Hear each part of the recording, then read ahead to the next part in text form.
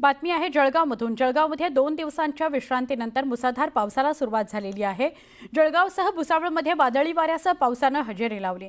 दुसरीकडे नाशिक जिल्ह्यात पावसाने विश्रांती घेतली आहे, त्यामुळे जायकवाडी धरणातील पाण्याची आवक कमी झाली आहे। जायकवाडी पाणी साठा हा 75.42% पोहोचला आहे। जळगाव आणि छत्रपती संभाजीनगरची दृश्य आपण बघतोय, पावसा पाण्याच्या बातम्या आपण बघतोय। थोड्या वेळाकरता विश्रांती जळगावमध्ये पावसाने घेतली होती, पण पुन्हा एकदा पावसाला सुरुवात झालेली आहे। आणि जायकवाडीमध्ये छत्रपती संभाजीनगरमध्ये पाऊस जरा थांबलाय, त्यामुळे जायकवाडीत पाण्याची आवक मंदावलेली आहे। सध्या जायकवाडीमध्ये 75.42% इतका पाणी साठा आहे।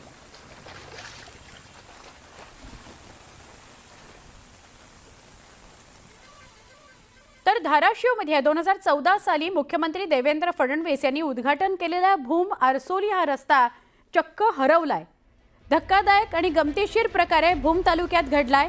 हा रस्ता शोधून द्या, रस्ता शोधून देणाऱ्याला आरसोली गावच्या ग्रामस्थ 51,000 रुपये देणार आहेत। आता हे ग्रामस्थ 51,000 रुपये कसे देणार?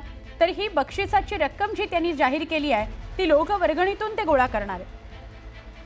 गावच्या पंचक्रोशीमध्ये आणि या रस्त्याच्या बाजूला गावकऱ्यांनी तसे पोस्टर्स लावलेले आहेत की रस्ता शोधून द्या, 51,000 रुपये मिळवा। 2014 साली उद्घाटन झालेल्या रस्त्याची प्रचंड दुरवस्था झाली आहे। हा रस्ता दुरुस्त करण्यात यावा याकरता आंदोलन देखील गावकऱ्यांनी केलं, पण या आंदोलनानंतर जिल्हा परिषद सार्वजनिक बांधकाम मुख्यमंत्री ग्रामसडक योजना या कार्यालयानं हा रस्ता आपल्या अधिकारात येत नाही असं गावकऱ्यांना सांगितलं। या सगळ्याविषयी आपण अधिक जाणून घेऊया आमचे धाराशिवचे प्रतिनिधी बालाजी निरफळ यांच्याकडून। मी सध्या भूम तालुक्यातील आरसोली गावच्या रस्त्यावर उभा आहे आणि हे गाव तसं बघायला गेलं तर धाराशिव जिल्ह्यात येतं आणि या आरसोली गावच्या रस्त्याची अवस्था आपण पाहू शकता। रस्त्यावरती हे खड्डे आहेत। 2014 खाली जेव्हा मुख्यमंत्री देवेंद्र फडणवीस यांच्याकडे सरकार होतं त्यांनी या रस्त्याचं उद्घाटन केलं होतं आणि या रस्त्याचं उद्घाटन पंतप्रधान ग्रामसडक योजनेअंतर्गत काम करून केलं होतं। मात्र अवघ्या 2 वर्षात हा रस्ता खराब झाला आणि तो तागायत रस्त्याची अवस्था जी आहे ती वाईट आहे।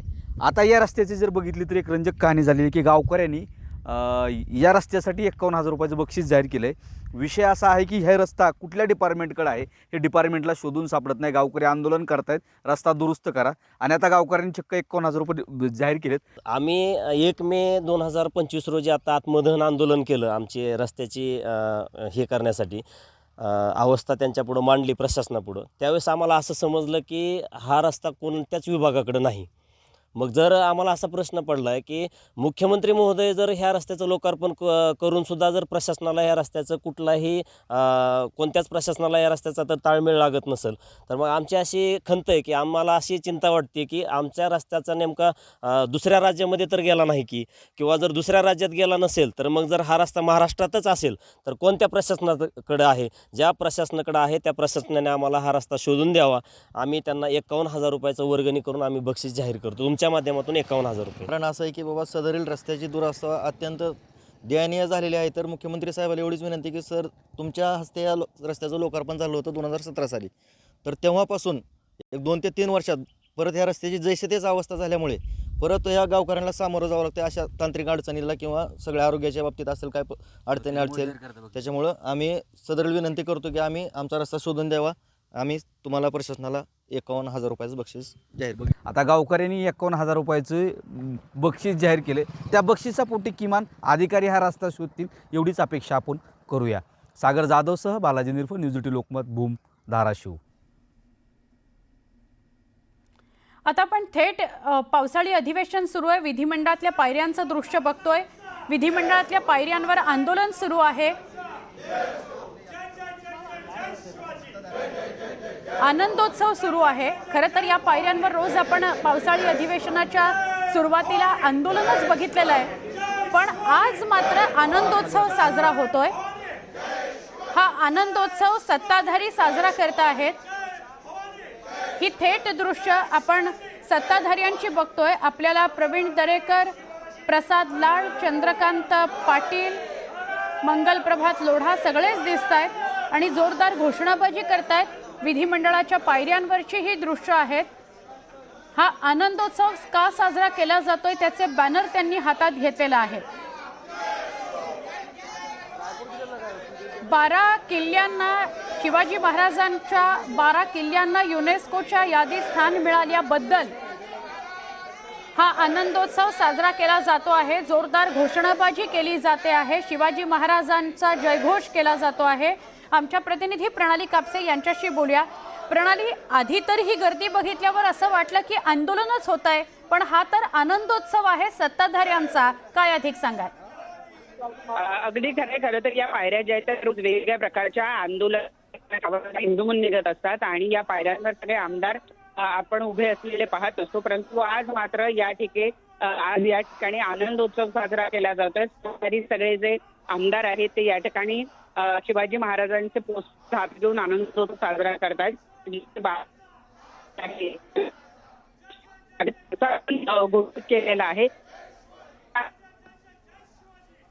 प्रणाली, तुमचा आवाज सलग आमच्यापर्यंत पोहोचत नाहीये, पण जसं तू सांगतेस की शिवरायांचे किल्ले युनेस्कोमध्ये समाविष्ट करण्यात आले आणि त्यामुळे सत्ताधारी आमदार हा आनंदोत्सव साजरा करतायत, म्हणजे आंदोलनाकरता विरोधक या पायऱ्यांवर जाण्याआधीच उलट आनंदोत्सव सत्ताधाऱ्यांनी साजरा केलेला आहे। हॅलो, युनेस्कोच्या यादीमध्ये शिवाजी महाराजांच्या 12 किल्ल्यांचा समावेश करण्यात आला आणि त्यामुळे हा आनंदोत्सव साजरा केला जातोय। पणन मंत्री जयकुमार रावल आणि कृषी मंत्री माणिकराव कोकाटे यांनी केंद्रीय अन्न आणि नागरी पुरवठा मंत्री प्रल्हाद जोशी यांची भेट घेतली। नाफेड एनसीसीएफने थेट लिलावात भाग घेऊन कांदा खरेदी करण्याची मागणी यावेळी केली। या मागणीचे लासलगाव, मनमाडसह नाशिक जिल्ह्यातील शेतकऱ्यांनी स्वागत केले। नाफेडने किमान क्विंटल 3000 रुपये भाव अशी मागणी शेतकऱ्यांनी केली आहे। शिवाय चाळीत ठेवलेला कांदा सडू लागल्याने नाफेडने लवकरात लवकर लिलावात भाग घ्यावा अशी मागणीही शेतकऱ्यांनी केली आहे। या मागणीला व्यापाऱ्यांनी मात्र विरोध केलाय। ही मागणी मान्य झाल्यास व्यापारी संकटात येतील असं व्यापाऱ्यांनी सांगितलंय।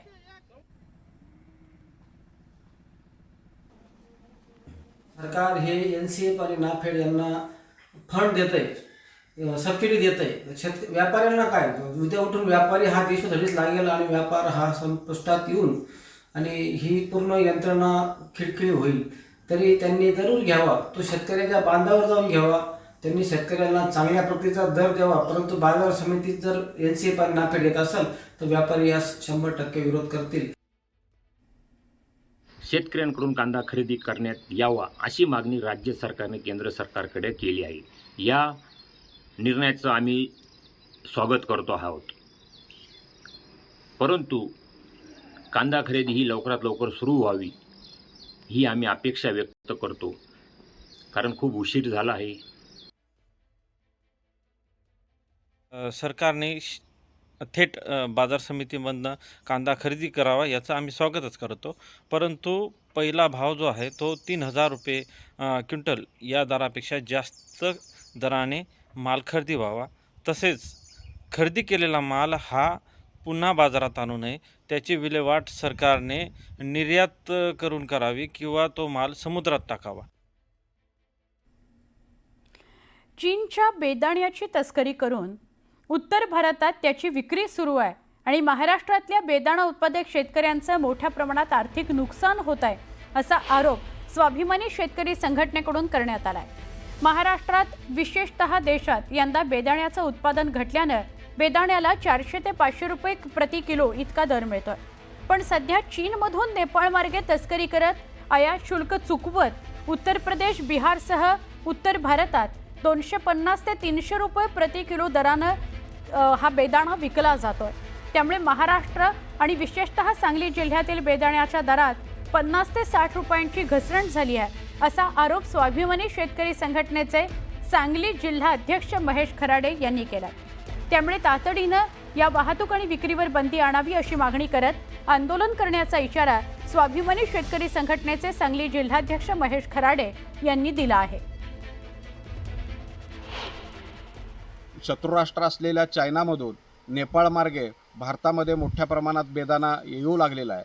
नेपाळमधनं येणाऱ्या शेतीमालाला आयात शुल्क नसल्याचा फायदा या देशातल्या काही कंपन्या घेत आहेत आणि त्या कंपन्या नेपाळचा बेदाणा, चायनाचा बेदाणा नेपाळ मार्गे भारतामध्ये आणतायत। त्यामुळं देशांतर्गत बाजारपेठेतील बेदाण्याचे दर पडण्याची शक्यता आहे. त्यामुळे शेतकऱ्यांचा मोठ्या प्रमाणात तोटा होण्याची शक्यता आहे. त्यामुळे हा तोटा होऊ नये यासाठी माझं राज्याचे मुख्यमंत्री आणि देशाचे व्यापार मंत्री, देशाचे कृषी मंत्री यांना विनंती आहे की नेपाळ मार्गे चायनाचा येणारा बेदाणा त्याची आवक तात्काळ थांबवावी